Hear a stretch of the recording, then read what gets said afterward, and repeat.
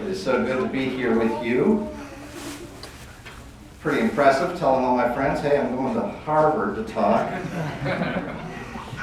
This is actually the first time I've been to Harvard. I have been to Boston a long time ago, my family, but so it was really a treat to be invited here and to spend some time with you. And I look forward to the question and answer part.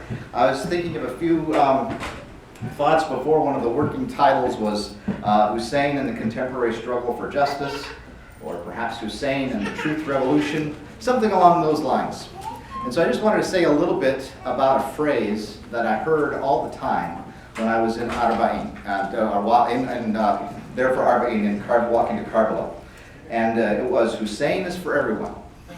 Hussein is for everyone. Hussein is for the world. Hussein is for Christians, for Jews, for Muslims, Shias, Sunnis, Hindus, Buddhists, agnostics, atheists, and that goes for everyone else I didn't mention. If you don't believe in any religion and don't fear the resurrection day, at least be free in this world. From Imam Hussein. And that's one of the things I heard most often when I was there. Hussein is for everyone. Hussein is a universal figure. So I wanted to just talk about that a little bit.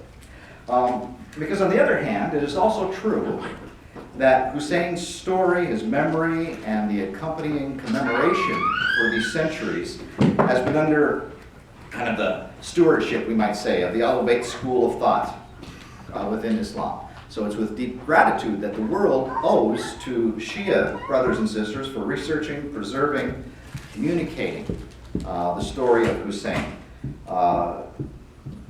Telling the story of followers that we want to have a debt of gratitude to the followers of Imam Hussein for putting his sacrifice for humanity in front and center for the whole world. And it's as the Shias, the Arbaeen school, that has almost exclusively presented Hussein to the world.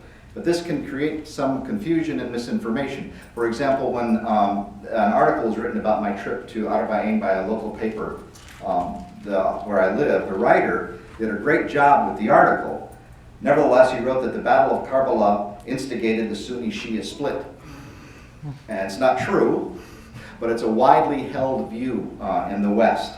In fact, when I was there, making the way from Najaf to Karbala, I spoke with a Sunni who said all this Sunni-Shia sectarianism is, well, he used a word that meant propaganda.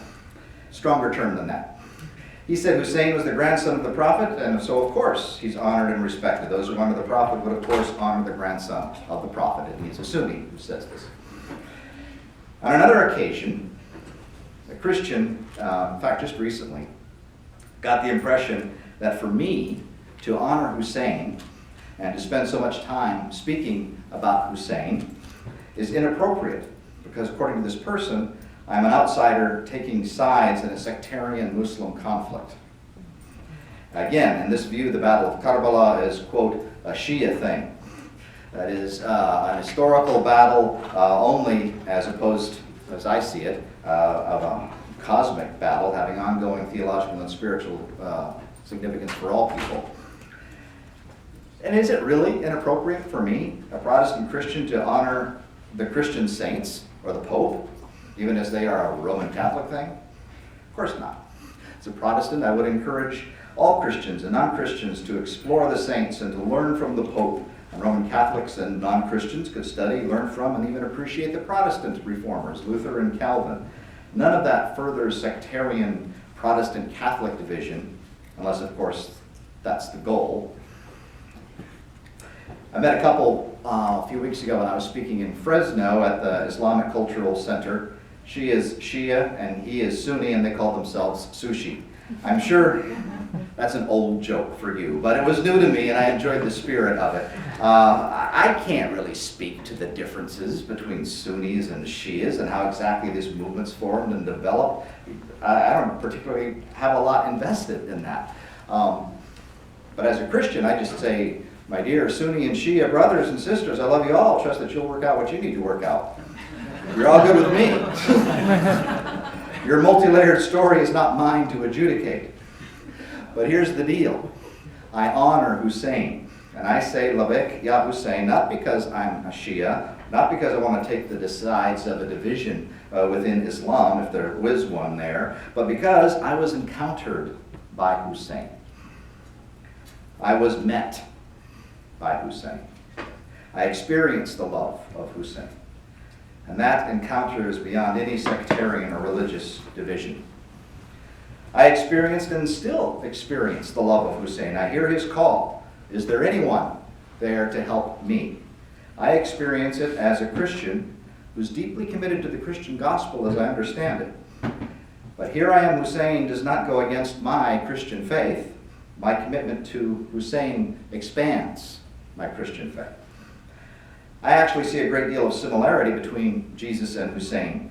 As my heart and my faith have been expanded because of my encounter with Hussein, also my understanding of Jesus has been expanded by my encounter with Hussein. As I said in a recent sermon to my congregation, it is Jesus I follow to Karbala. Jesus showed me Hussein. If I want to follow Jesus, I must follow Hussein. Hussein shows me how to follow Jesus. That might be a Christian way of seeing this. In fact, I see this Jesus as the historical Jesus, not the Jesus of Christian creed, but Jesus, a Jew in the Jewish prophetic tradition, is standing up to oppression in Roman Empire and its local authorities who had conspired with Rome. And Hussein's sacrifice can help Christians better understand the sacrifice of Jesus. So the point I'm seeking to make is that Hussein is for everyone means I don't need to change my Christian belief for me also to say, Labbaik Ya Hussein, or Here I am Hussein, whether I say it in Arabic or English. Of course, I need to do more than just say it. I'm called to actually do it. And that is to be for Hussein in my daily life. And of course, to do that means I need to be informed about Hussein by good scholarship, and that scholarship has been mostly, although not exclusively, under the stewardship of those within the Arbaeen school. Shias have been the preservers, this is what I want to say, of a gift. Shias have been preservers of a gift for all humanity, for the entire world. It's not the practices and rituals and beliefs of Shia Islam as such, but the gift in this case is Hussein and his message, and that is for the entire world. And the world needs this gift. We need a Hussein revolution here in the United States. And for my part, as a Christian, I feel my task is to communicate Hussein and Hussein's message in a language that Christians can understand. So what might that look like? Who is Hussein and what's that message? Well, let me tell you how I happened to go to Iraq for Arbaeen. The trip was sponsored by the Husseiniya Islamic Society of Seattle, and Sister Zahra Abadi has a vision for a Hussein revolution in the United States that includes bringing people together to discuss important things, sometimes controversial things, much like the Taha Commish. What's the last Collective. Collective, excuse me. Much like the Taha, that's what you do. And she does that too. And so I'm very happy to support her good work. Sometimes they're controversial things, but they're things that matter not only to Muslims, but to all human beings. And that's how I happened to meet her. And one of the things that she does is send Christians and Sunni Muslims to Iraq for Arbaeen. And so they've just purchased property in the north of Seattle in hopes of creating a center. I'm sure she'd love to talk with you about it and hear your encouragement. You can visit their website, Husseiniya Seattle. But in addition to being a pastor, I host a radio show in Portland, and I moderated a conference that her organization had formed, had set up. And it was a panel discussion at Portland State University regarding the U.S.-Saudi coalition, bringing peace or war. And she asked me if I'd moderate it. And it was in the follow-up of that conference, during an email exchange, that I actually ever first heard of Hussein. All right, I'm a Christian pastor for 27 years, and I hadn't really heard of Hussein. So that also says something too, doesn't it? Of how this somehow is just off the radar. Well, anyway, Hussein was referenced in regards to the panelists. The panelists all had taken great risks and had sacrificed in varying ways for their work in bringing truth to light. Each of the panelists was a truth teller. They included Kevin Barrett, Aisha Juman, and Muhammad al-Nimr, the son of executed Sheikh Namr al-Nimr. And they told inconvenient truths about the powers that be. And that's how I was introduced to Imam Hussein, peace be upon him. He was a truth teller and was martyred for embodying the truth. So I knew nothing else about him except that. So I went to Iraq to learn more. And one of the important social movements in our time, in my opinion, is the movement to end what President Eisenhower called way back in 1961, the military-industrial complex. Today I would expand that to include the military-industrial, finance, intelligence, media, perhaps educational complex, but as a virtual blank check for militaristic endeavors all over the world, and that Americans support because, again, in my opinion, they are deceived as what is happening in our name. And resisting this military complex is a huge task, and it is hugely unpopular. We might say the odds of succeeding are 30,000 to 72. Those are the odds against Hussein. He stood up knowing he would be killed, and he did so with resolve and compassion, even for the enemy. His only weapon, really, was truth. He knew he was going to be killed. He knew that he would be, but he also knew that it would be the way, his own death would be the way in which Islam and humanity itself would be saved and find its true character. People would look back and hear his call as a call to them to live for what is right. He demonstrated courage, and the same root for courage in Latin is cor, the root word for heart. Courage is the result of a big heart. With courage is insight to tell the truth as best as you know it when you need to tell it. And I know that felt to me that the call that I should do whatever I'm doing in whatever form I have, my ministry or Facebook page or radio show, wherever it is I do my thing. Doesn't mean we know truth more than any others. It doesn't mean I'm not ever wrong, of course. But courage is admitting and learning from it. And this courage, as exemplified by Hussein, means that we cannot be afraid of what we know or of what we learned because of the discomfort of truth to us or others or to the powers that deceive us. Nor can we be afraid of exploring and researching in taboo areas. Nor can we be concerned if people reject or ridicule or whatever they must do to protect their illusions. Hussein's sacrifice shattered all illusions. And in particular, he shattered an illusion that you fight hate with more hate, or that you lead with power and coercion. Hussein showed the world that you lead not with might, but with right. The Hussein revolution, I think, will be a truth revolution. And that's what's needed in our United States. Wherever there is injustice, there is the example of Hussein to lead toward justice. And so whatever the social movement, Hussein represents the ideas of truth and justice and the means of courage as inspiration. And his example certainly is for any person of conscience, regardless of religion or ethnicity. If Hussein is for a Christian pastor from Portland, truly Hussein is for everyone. Thank you.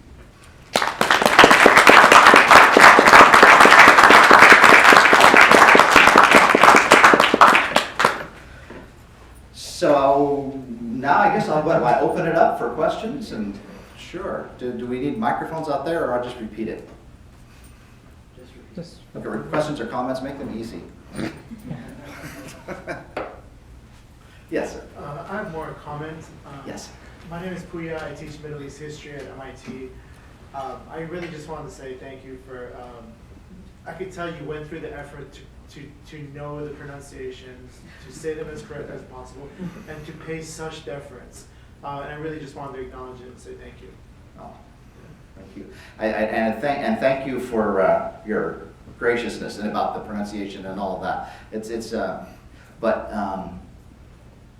I appreciate that, and thank you for, I probably make a lot of errors, including in the film, and people are very gracious not to point them out. So, but if you do see one, feel free to do so.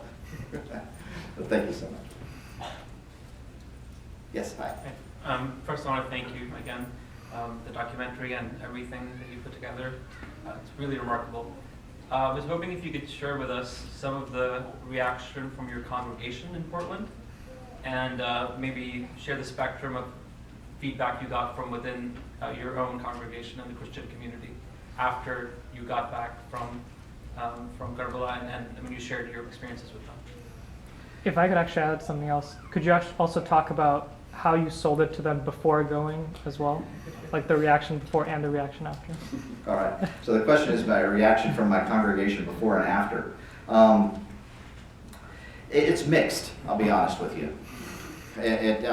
Going wasn't a big deal. They just thought, okay, well, that's interesting. And it was, you know, and they were happy to have me go. And they were actually happy to have me come back. And they were happy to have me talk about it, make the movie. But then it was kind of done. It was pretty much, we don't really need to go any further in this. And I couldn't quite get my head around what was going on in a lot of ways. What really is the block.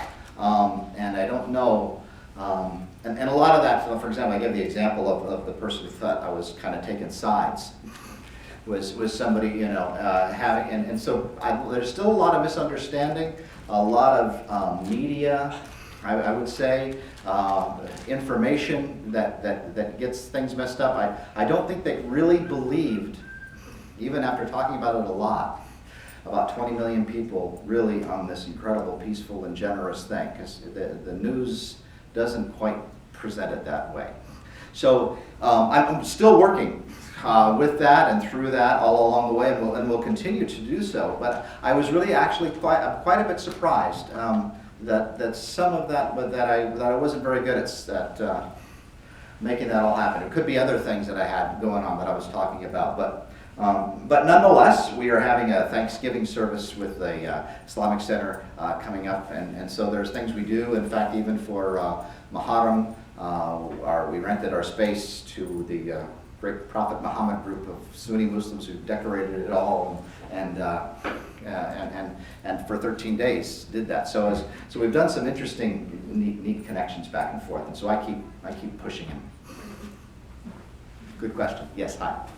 I have both a comment and a question. For you, Jesus took you towards Hussein, and for me, I would say as a child, Imam Hussein's love and his story, that took me towards Jesus. I have cried about Jesus reading his stories, and I have love for him as much as I love Hussein. So I know that they are brothers. You know that they are brothers. But how should I communicate it to a person while I'm handing out a rose on, in a Who is Hussein's thing? We hand out roses and all on the streets. So I was in Charlotte, and it was downtown, and I was trying to distribute those roses. So there was one guy, one couple, and they immediately asked me, "Is this from Jesus?" And they were really mad. And I wanted to say, of course, like even if it is from Hussein, but of course it should be from Jesus. But I didn't know how to respond to that guy. He wanted to know why I'm giving it to him. Is it from Jesus or from some Muslim guy? I was like totally at a loss. Like how to deal with people who are like totally, they have a barrier towards accepting Imam Hussein's name. Yeah. Sadly, that is all too common. I'll share with you the struggle. Sometimes the ones with the real barrier are the hardest. That's trying to jump the Grand Canyon in a tricycle. You have to do the easy ones first. Yes, I think that this is the work that I believe Christians need to do. This is what is a huge misunderstanding within Christianity about what Islam is, and that it's been exacerbated by the political things. And so, for example, when we have Christian worship, we have Old Testament and New Testament, 2 of the 3, but no readings from the Quran unless, well, that was what I've been doing, is adding them.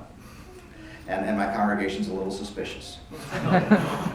Okay, but I think that's important to recognize. And for example, on Christmas, to hear the story of Isa and Miriam from the Quran. It's a beautiful, beautiful, beautiful story. And there's more about Mary in the Quran than there is in the New Testament. You all know that. But our folks don't know that unless somebody goes out of the way and talks to them. And I think the fact that you're handing out roses for Hussein is the most beautiful thing you can do. And and he's like, to me, I guess the simple thing, he's like Jesus. He sacrificed his life for love, just like Jesus. I would say that might, at least it would be for me, a helpful description. But it's important work, I realize, in terms of helping Christians really recognize that Islam is sister faith, and really, and the same people populate it all, and the same message is really there, right? Love human beings, love some version of the golden rule. Treat others as you want to be treated, and so there's so much more in common that we have, and that was helped in my discovery at Arbaeen and stuff. Thank you. So it looks like, and thank you again for your documentary and the lecture. Always a pleasure to see Mother's eyes, kind of the journey. So it looks like, from my understanding of the video and your speech, you went on a mission of curiosity and came back with one of inspiration. If you had the option or opportunity to get invited again, what do you think the intention would be, or would you look to seek out of that invitation? That's a great question, and it's one I've been asking. What's the intention if I were to go again?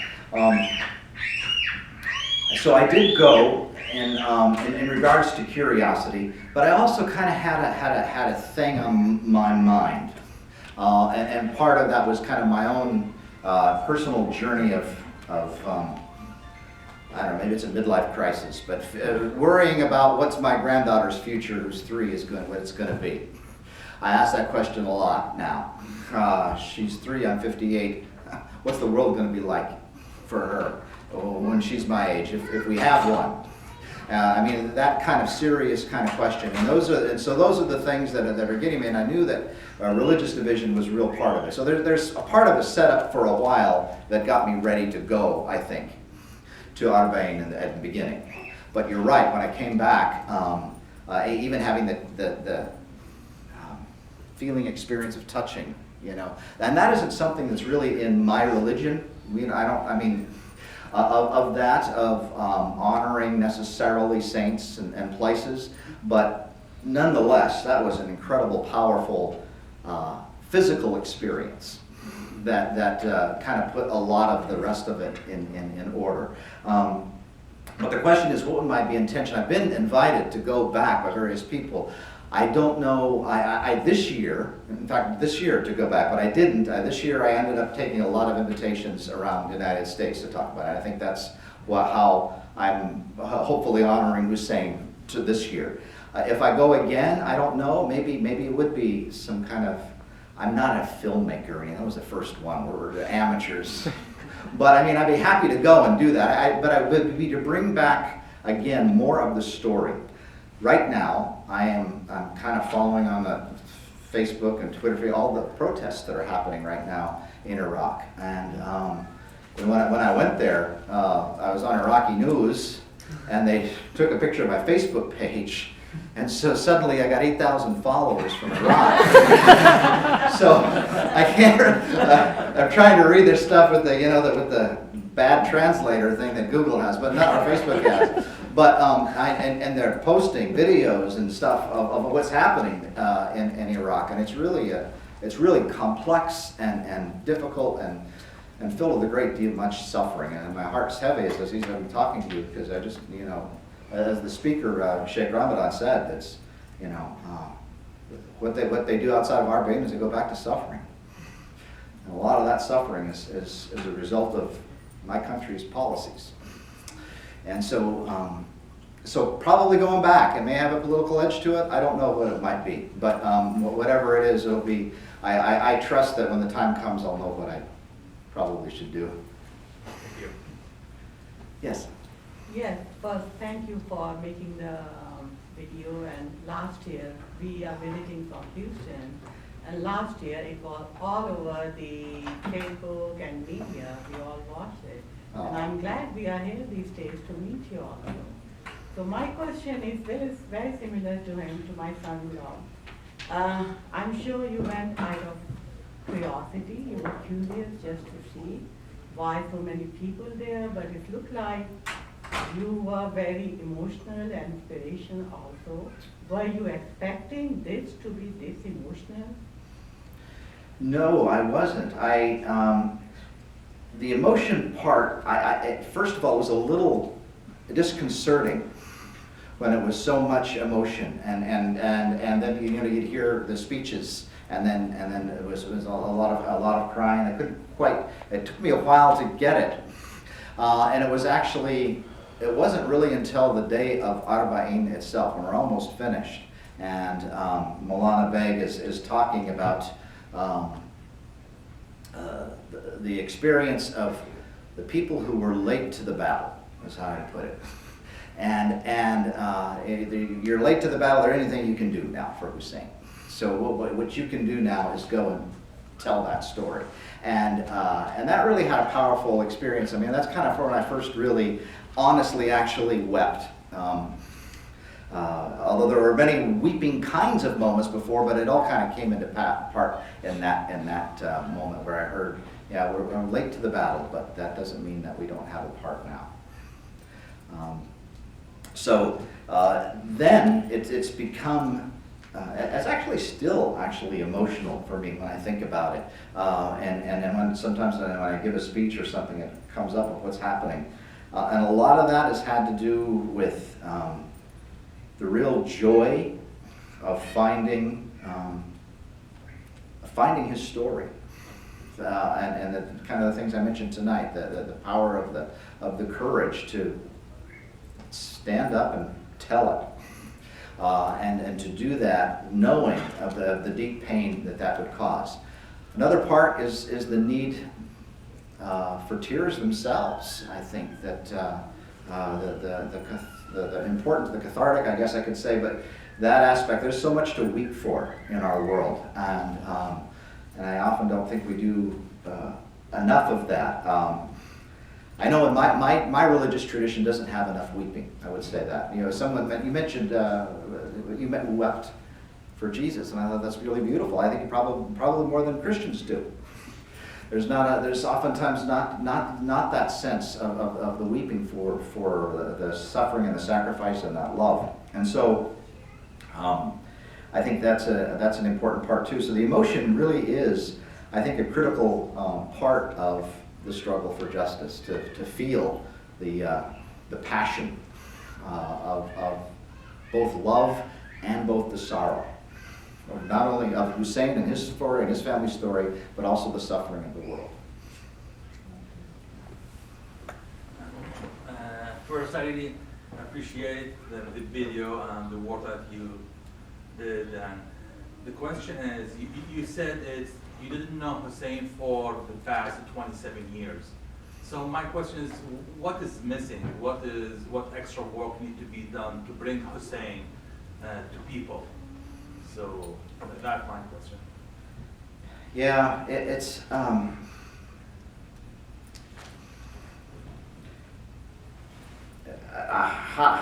that happened. I think some of it is, and this is what I was trying to get to today, is to allow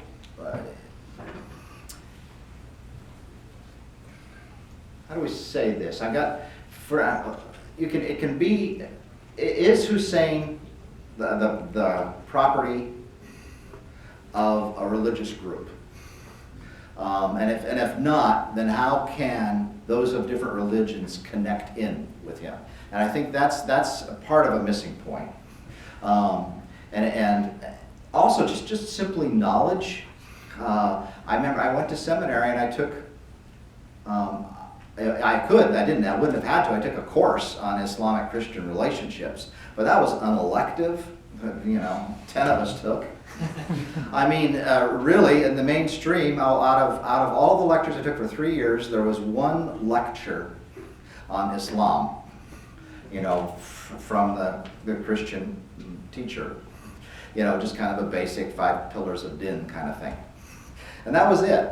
So and it's almost all a viewpoint that doesn't really include Hussein. Sent in and often then they'll be, but they're books on Islam or whatever, but they hardly ever have anybody talking about Hussein or Shia schools. So the odds are, it's an uphill climb. All I'm saying that is to acknowledge that, but I think that sharing across as much as possible, and sharing that story and taking claim that the Ahlul Bayt school is a legitimate school, and that needs to be shared. It isn't enough just to have the token Muslim there be the local cleric from Saudi. I mean, it has to have, and so it probably takes some political activism, whatever that might take, and some others. And I know it's risky, I think at the Islamic Center, they're just trying to make it as Americans.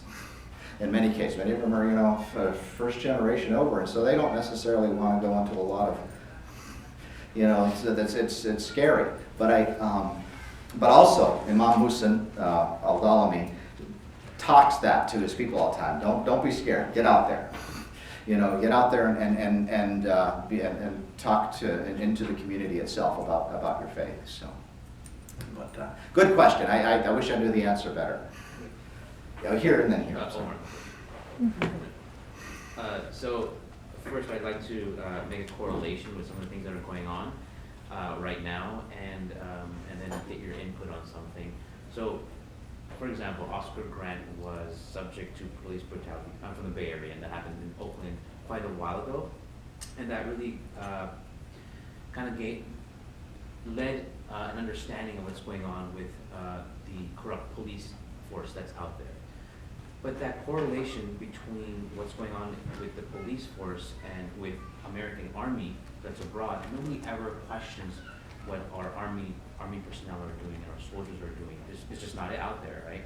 So I really like your correlation between, or rather your drawing of a similarity between what happened with the rising of the family in the battle of Karbala, and that which should be happening here in the U.S. with the government, and that it's really non-existent. And when you talk about these things, or rather specifically with the root cause of what's happening, the violence that's happening in the Middle East and with the government, in your radio show, for example, what are the reactions by the people who originally didn't see it that way, and that it's totally new to them in that perspective of the root cause of the conflicts that's happening? Yeah, so,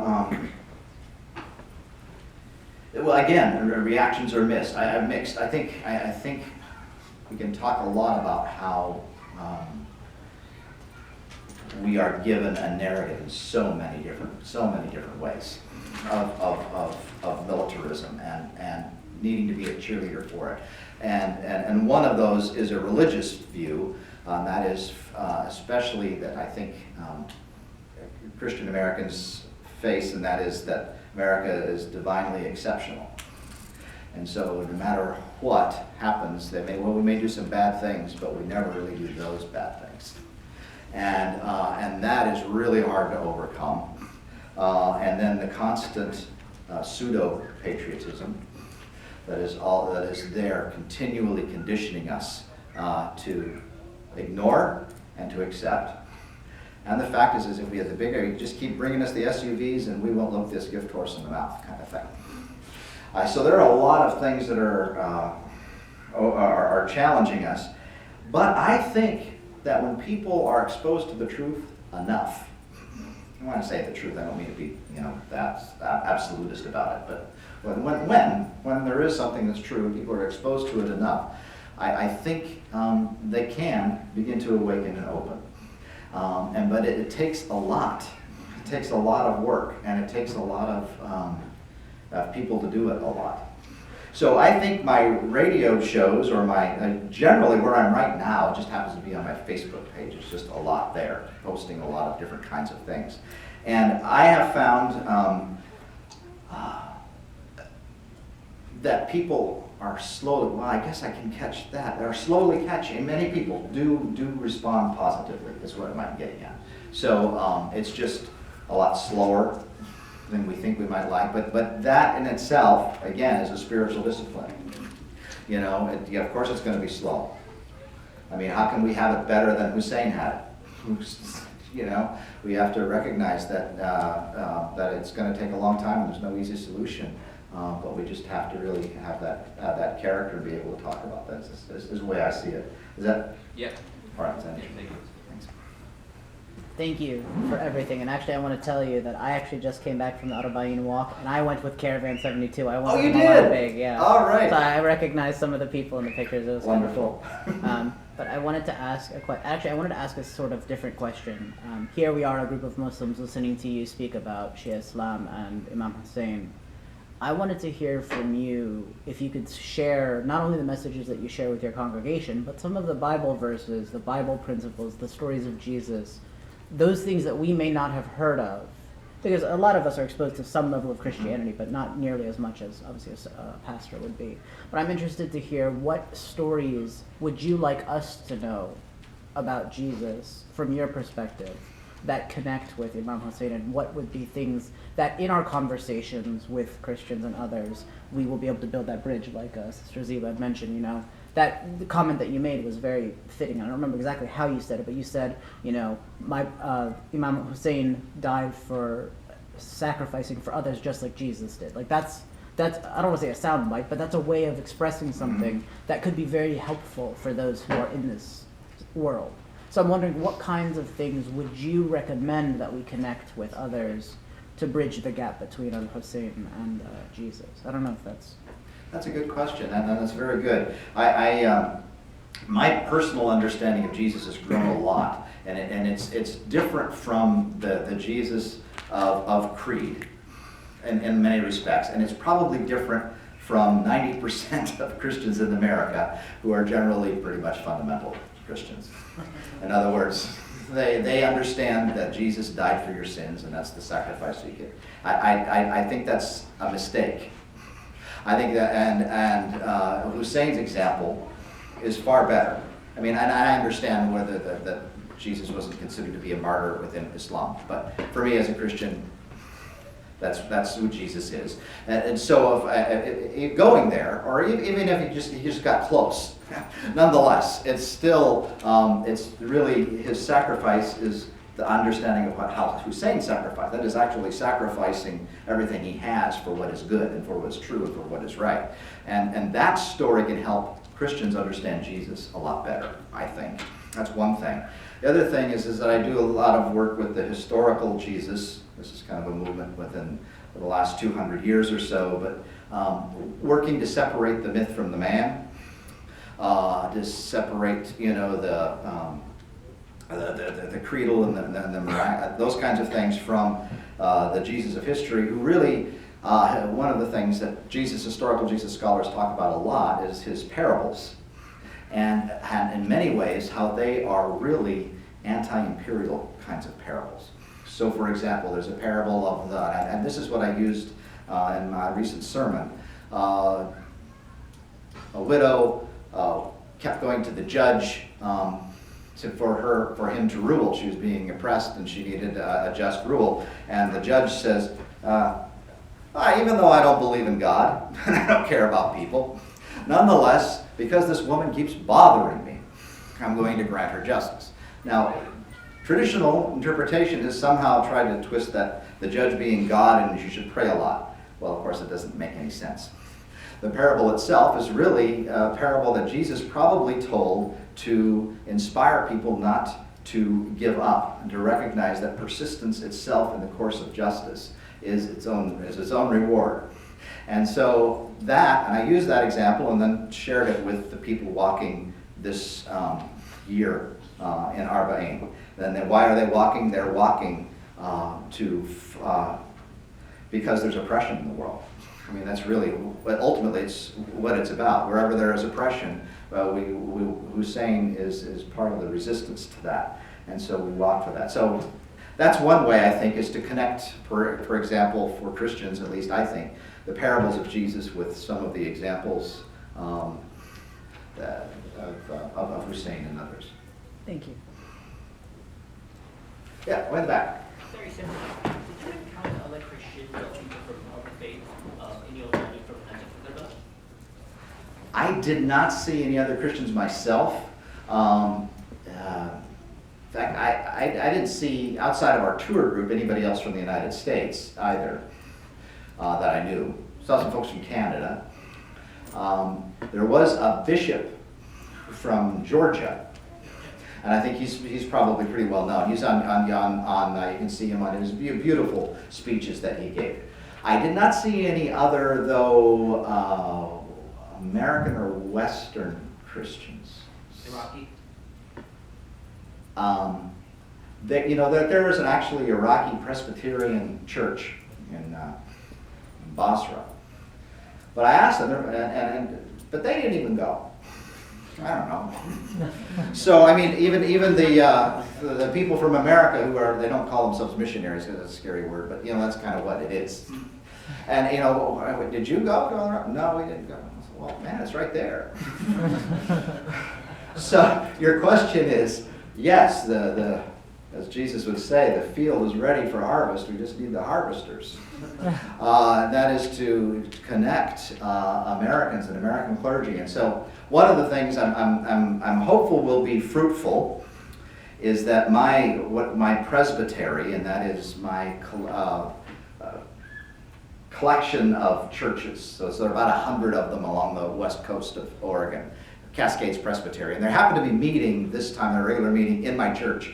And so I'm showing the film and having a conversation with my friend Imam Muhsin about Shia Islam. And it's going to be mostly ministers, so they're going to be in a confined audience and they have to hear it. of hearing what's happening, hearing the story. And so I'm hoping that they'll find that to be interesting. But I think there's a lot of just not getting the media. I hadn't heard of Hussein, right? And they haven't heard of Hussein. And when they hear of Islam, they hear, if it's Shia, they only hear Shia militants. And so there's really a lot of bad press. And so that part of it is changing it. And so that's what we have to do. Can I just ask one question on your reference to Saudi Arabia and the role they play? Was that something that you came to appreciate after your trip, or was it a view that you maybe had for?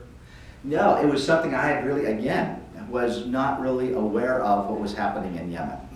Or nor did I understand the connection of now, I'm not really a political junkie. I'm not an expert in it, so that's not unusual that I don't know something. But I really hadn't known until this Roots of Conference was presented. And then I heard Aisha Juman, I don't know if that name's Seattle, she's familiar, she's from Seattle, and she's from Yemen, has worked as in the health work, and really gave a very important talk there about what was happening. And so from a variety of things, and so that was a lot of new information for me, and so I really heard it for the first time then. And so it was kind of interesting that it was the politics that got me to introduce to Hussein. So. Yes? Hello, good evening. Good evening. I'd like to thank you for your emphasis on, in your video, on the invitation to Karbala. Being a Shia Muslim woman myself, I've taken it for granted that I can go at some point in my life on the walk and even to visit our imams. But your emphasis on being invited really touched me, because in my daily life sometimes I don't feel invited. So I just feel that what you said touched me, and I want to thank you. Thank you. Thank you for saying that. Appreciate that.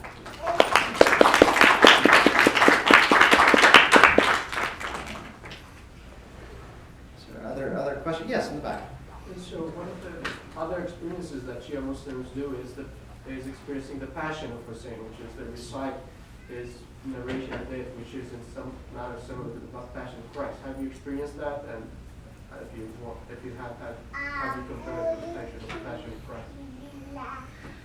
Yes, well, first of all, when I went to Iraq, so my introduction to Shia Islam was just like going to Iraq. All right, so that's kind of this big event.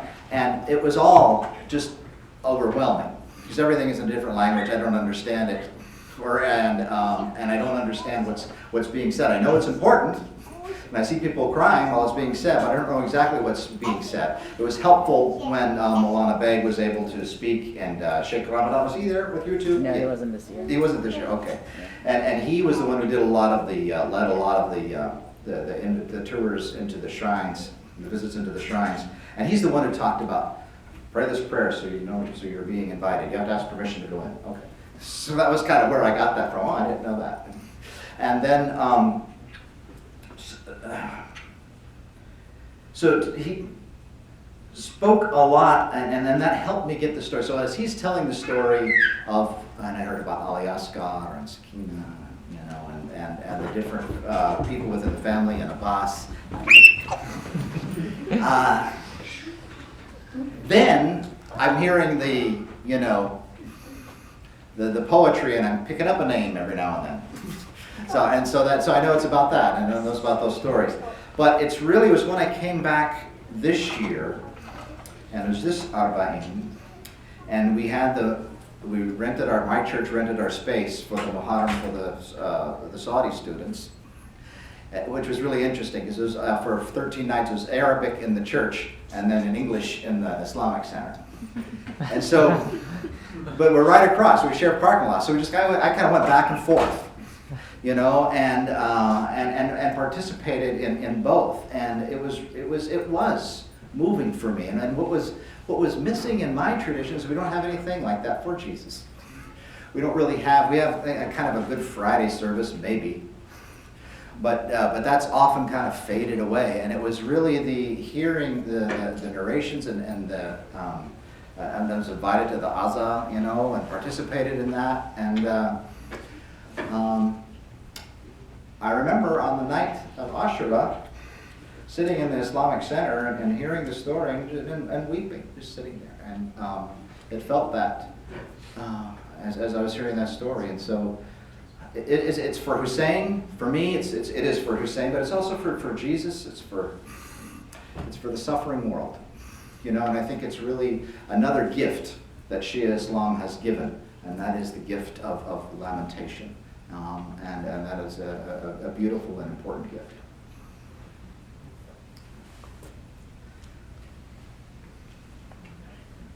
Is that we already in time? Do we have? I'll take a note. Yeah, I think we're. Okay. Well, thank you so much.